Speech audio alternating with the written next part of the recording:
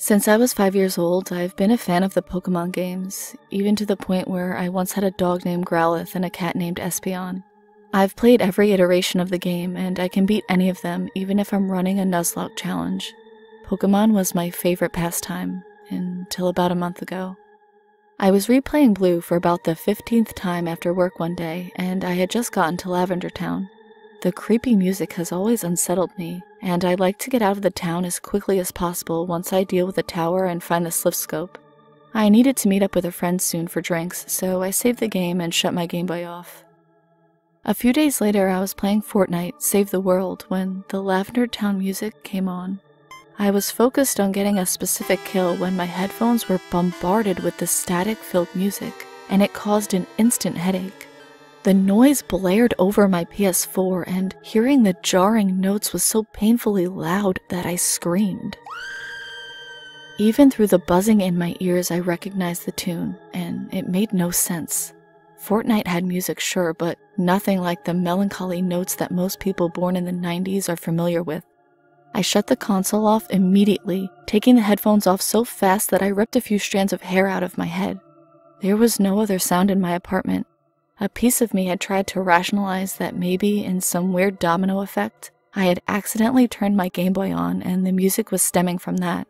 I reasoned that this explanation would make perfect sense, mainly because I knew that I had saved my game in that exact town earlier this week.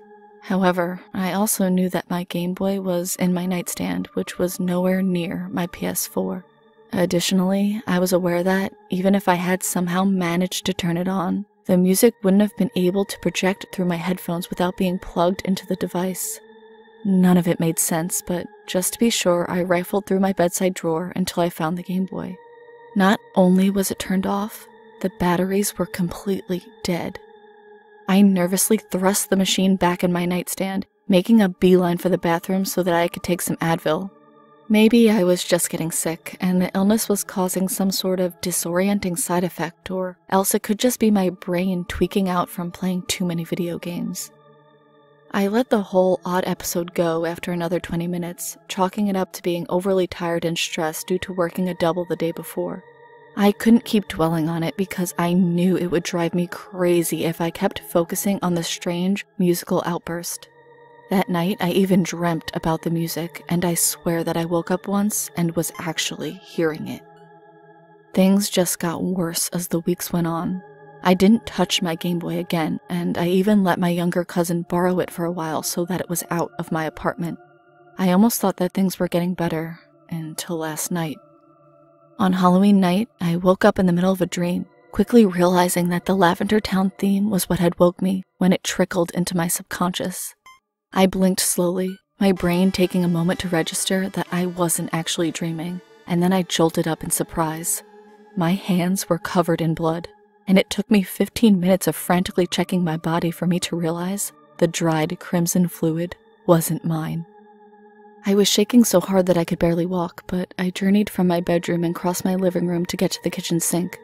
I had just finished washing my hands, my heart still pounding with fear, when I heard a noise outside. I couldn't tell what the sound was, so I cautiously tiptoed over to the veranda doorway and shakily peeked out the curtain. In the dim moonlight, I could see something whitish outside, but I couldn't figure out what it was because it was partially obscured by a patio chair. I flicked on the porch lights, a scream ripping from my throat as I saw a monster staring at me over the arm of a chair. It looked like a skeleton, but I hadn't decorated my house at all this year. Almost as soon as the scream left me, I calmed down, realizing that it was just my neighbor Jill's dog, Snooky. I collapsed against the doorframe, half crying and half laughing.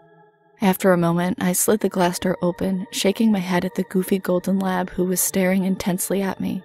"Hey, Snooks. Damn, you scared me." It wasn't unusual for Jill to dress him up in weird costumes on Halloween, and I was annoyed at myself for thinking that this was anything other than a dog in a mask. Everything was fine, and I had probably gotten the blood on my hands when I was helping my mom decorate her house earlier. She had put some fake blood all over a scarecrow, and I must have just gotten some on me without noticing. I laughed at the absurdity of it all. I had been so wrapped up in my anxiety and work that I let the hilarity of Halloween cloud my logical thinking. I called again to Snooky, finding it weird that he hadn't moved yet. "You okay, boy?"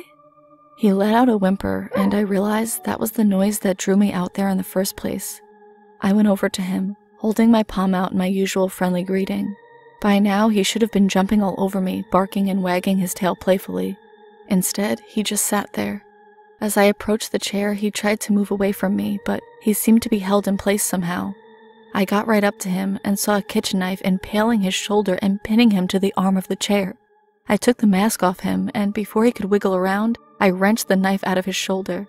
He let out a yelp that broke my heart, and as I tried to stop the bleeding with my nightgown, I saw something else.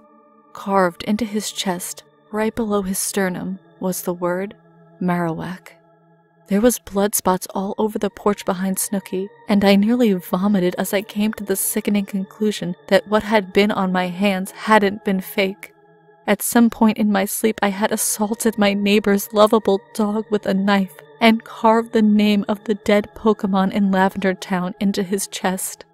What is that video game music doing to me?